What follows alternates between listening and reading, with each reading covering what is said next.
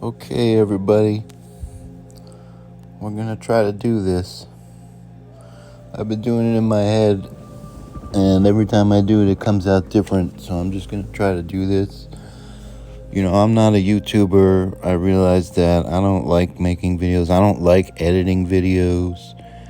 I was planning on, making some more music videos, but I'm just not always in the mood for singing. So I want to just tell everybody, so this is the history of Rome, and the point of this video, if you don't want to listen to the whole thing, is that Rome never fell, okay? Rome is still here.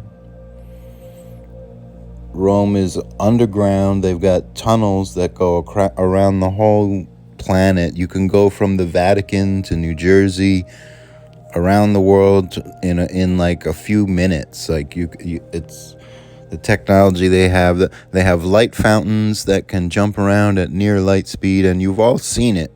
Any UFO video that you've seen, just look at what they do, and then ask your science teacher, ask Neil deGrasse Tyson, ask Mike Tyson's brother, what is this, and they don't know what it is. All they know is that it breaks the laws of physics. So what does that mean?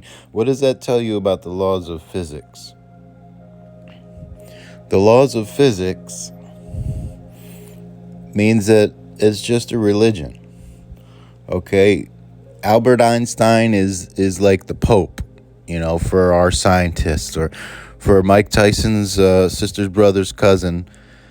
He's worshiping Einstein. He's worshiping Newton. Okay, like they're just, they're holy people. They believe in the laws of physics. Okay, like, but we can see that there's UFOs out there that zip around and then disappear, and the equipment that they use to disappear, they jumped at a near light speed. Okay, so that means, and all you need is a fraction of light speed in order to zip around the planet, in seconds.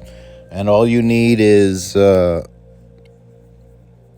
you can go into outer space. You could take day trips to the moon. I've had celebrities just show up at my house and start talking to me about this crap, and they're morons for keeping it a secret. So okay, so let's so Romans have light speed travel, and they're also folding space, and so we can go over that too if you want to go over that.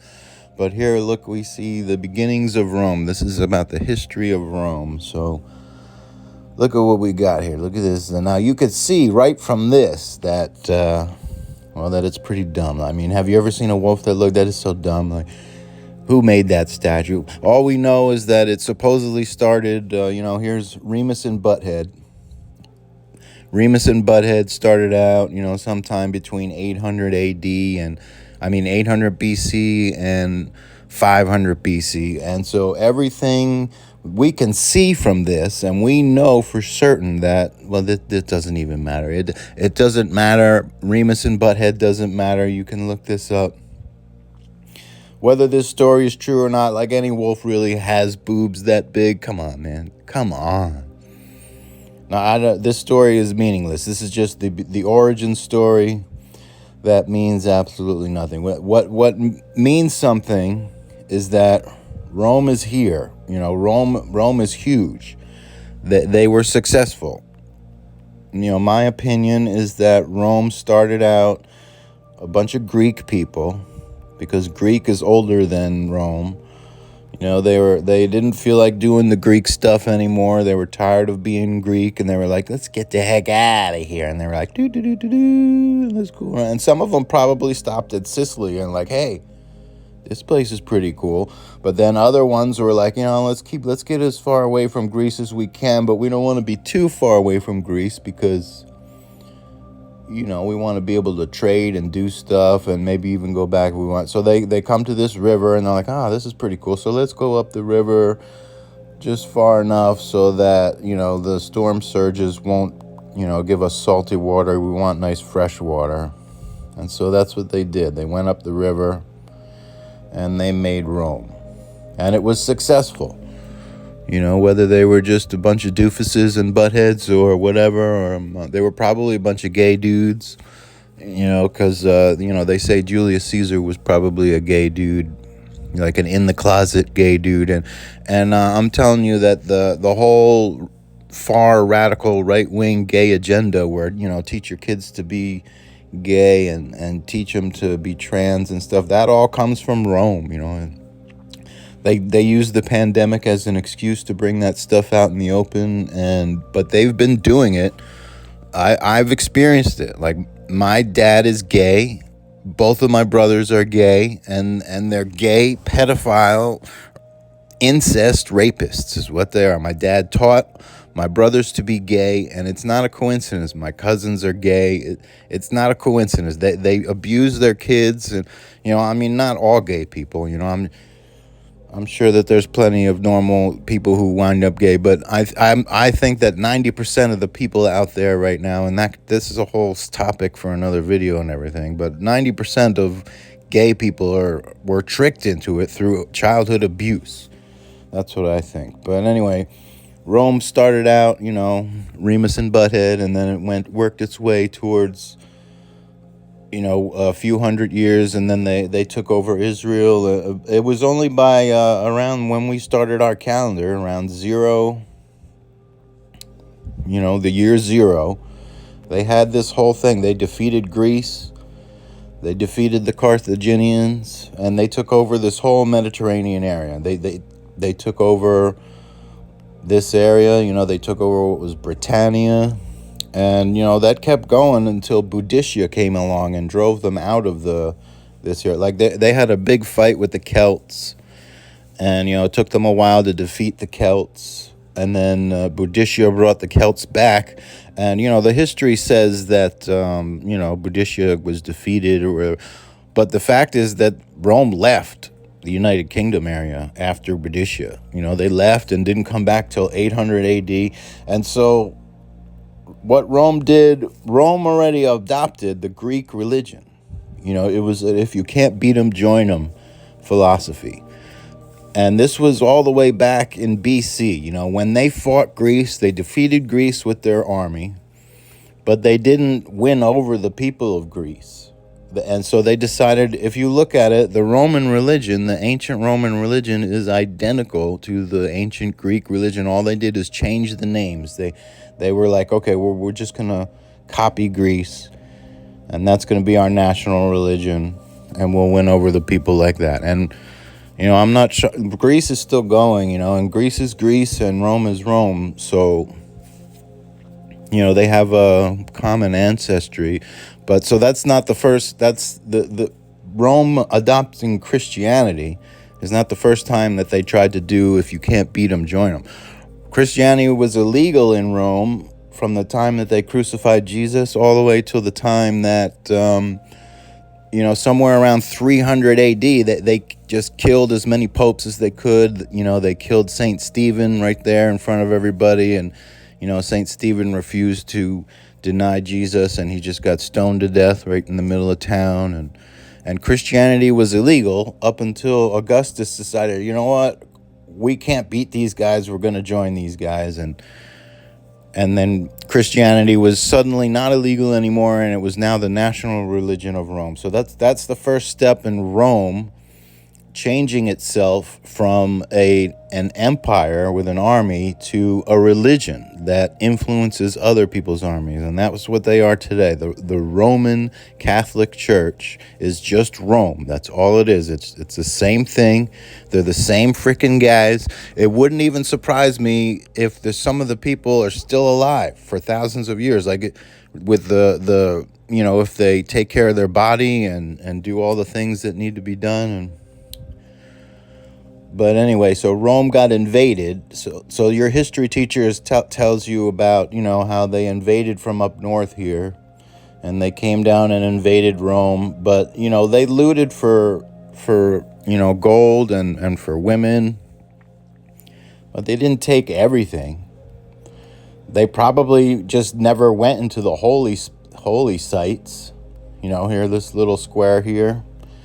The people that raided Rome over and over probably never even went underground into the tunnels under here, and we don't know how extensive they were in 400 AD. But basically, Rome had to move the capital because they just kept getting raided. That doesn't mean Rome was gone. Rome was not gone. They moved the capital. They moved it way over here. They called it Constantinople. And then, and then they were fully Christian by then. And then Justinian came along in the 500s, and his plan was to eventually restore the old Roman Empire and bring an army back to Rome. But literally, as soon as Justinian was ready with his army to go marching back to the west, Krakatoa blew up, and we had the Dark Ages. And suddenly there was no more food, and everything fell apart. It was like dark for years in a row. And then after that happened, the plague hit, and the plague wiped out everybody and everything. And it was like, well, I guess we're not charging west. We're just going to. And then the next thing you know, the Muslims were coming. And then that's when they decided, well, the Muslims are going to come in here, man. And they decided, okay, well, we need to move again. And so where did they move? They moved over to here. They didn't go back to Rome, but they went to here. And they called themselves, in 800 AD, they crowned Charlemagne the Roman emperor, and they called themselves the Holy Roman Empire, which your history teacher will tell you that the Holy Roman Empire, came along and then declined. But they didn't decline. They kept getting more and more powerful. They took over everybody's lives. Right now, Germany is just a Roman colony. France is a Roman colony. United Kingdom is a Roman colony. Spain is a Roman colony. They're all just colonies. United States of America is a Roman colony right now. They've got our president. They've got our Speaker of the House. They have our Supreme Court. They have our country completely under control. And when did this happen? I don't know, but it definitely happened by 1946 because the act that they passed, the Secret National Security Act of 1946, is a Roman act. It took away our freedom of the press. It made everything top secret, which is how the Roman Empire army was. That's not how the United States military is. United States is anybody can pick up a pad and pen and go and look at whatever they want. If it has to do with the government, you can write an article on it. You can. Like right now, anybody could take their iPhone and go to any government building or any military installation. Like Area 51 shouldn't exist. Like we should know what's in there. It's not an American installation. Area 51 is a Roman installation. Anything that is classified is Roman. Our government discovered the light fountains in like the 1940s or 50s. And so it's not light speed, but it's a fraction of light speed, and it's enough to take you from New Jersey to Los Angeles in the blink of an eye. And they've had this technology for decades, and what did they do? They sold it to organized pedophiles. They sold it to human traffickers like my grandpa and my dad. So there's people jumping around at near light speed all around you all the time. The equipment is in a basement somewhere. And the people, there's no special effects when somebody shows up at near light speed. That's just, they have to coordinate with each other to make sure that they don't run into each other in midair, or else they disintegrate. If you run into something at that fast a speed, it just disintegrates no matter what it is. And folding space has to be done in total darkness. So that's a whole nother conversation. And if anybody wants to ask me any questions about it, if you don't sound like a pedophile or some, like you're trying to be abusive and, call names and stuff, I will answer all the comments. And basically, Rome is here. Rome is in control. And so what do? We need to take our country back and our planet back and our solar system back because they're in outer space. Rome is in outer space. As far as I know, they have a colony either inside or somewhere around Mars, like inside the moon or somewhere around the moon. And on Europa, the moon of Jupiter. And so yeah, I didn't want to know all this stuff and keep it in. So I'm from a organized pedophile family. I was severely abused and maimed since I was a baby. The cops have been getting called on my parents since I was 6 years old when my mom cracked my skull with a metal vise. And then somebody called the cops. Somebody showed up, and all he did was take a diamond and leave. And then my mom, like in fifth grade, I spent the entire fifth grade like holding my crotch, and Sister Constance like pulled me into the bathroom to ask me, why am I always holding my crotch in pain? It was because my mom just decided to take a meat cleaver and chop the tip of my dick off with a meat cleaver. I mean, and then like there was this big gang rape that happened when I was 16 or 17 years old during football season, and I wound up calling the police over and over, and I got a cop to show up, and all he did was laugh at me and give me an ice pack, and then that was it. And so my parents are continuing to hurt kids right now as we speak. My brothers adopted kids and had kids, and they're criminally insane. And so that's where I'm from. Like, I'm the only person who is rational enough to know right from wrong in my family. And the police are just non-existent. They're just Roman. So what we need to do is we need people in every county and every state to decide to take their country back. And so what do? I don't think anybody should use any guns or weapons of any kind. Just get together and say, we're from Homeland Security and we're taking over whatever it is that you're going to take over. All courthouses, all police stations, all police barracks, all prisons, all mental hospitals, all courts. And so you just go and you wear full armor. If you wear full body armor so that bullets can't hit you, if somebody fires a gun at you, it won't kill you. You need full body armor. You need helmets and shields, and you can protect yourself and other innocent people. And just if somebody fires at you, you let them empty out their gun, and then you arrest them. All judges should be arrested, and they should all be held as prisoners of war until we get an unconditional surrender from Rome. And that's how we do it. Like, they are a foreign invasion. The police are a foreign invasion. Now, your math teacher, we should be they all use the octal system. The radio that my grandpa had in his basement had gauges on it for measuring frequency, and they went from 0 to 7, and they're all using base 8 math. Base 8 math is better to use for measuring frequencies. And when it comes down to any, the only thing we need to learn in school is frequencies. That's all we need to know. Now, if you can't get your head around frequencies, it doesn't mean that you're dumb. It just means that you've been misdirected. And like, our spine is electrical, our brain is electrical, and all these frequencies can be measured. And they're using frequencies as weapons. Like, they can do different things to you. Like, they can, if they they can't just do it to anybody anytime, but they can do it to me because they spent my whole childhood. They spent studying me with these gauges and measuring all different things with my body, and they can do all kinds of weird stuff to me. And anybody that they get to come buy their equipment to study them with, they can do the same thing to them. But they can't use it as a weapon of war against people who are organized. So yeah, basically that's it. Rome is, 800 AD, Charlemagne was the first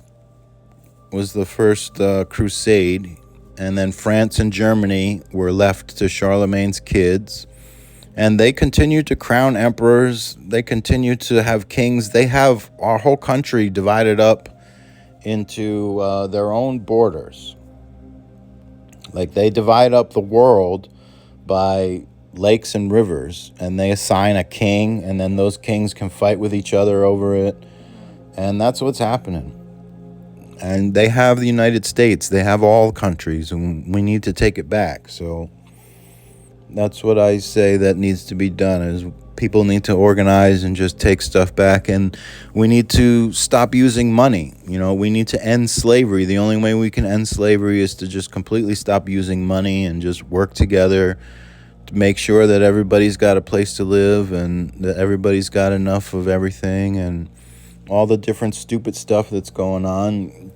And money really is a problem. There's a reason why no Native American tribe from South America to Alaska had any form of currency. Not all the tribes were perfect, and not everything they did was perfect, but they lived for a long time without using any money. That's like the natural way to live. Uncontacted tribes in Brazil and Papua New Guinea, they don't use money. It's not normal to use money. It's just not normal. Bitcoin hasn't solved any problems. Cryptocurrency is not going to solve any of our problems. It's just money. It's just transferring wealth. We need to stop using money. And I'm totally against literacy at this point. Like, we can read each other's minds.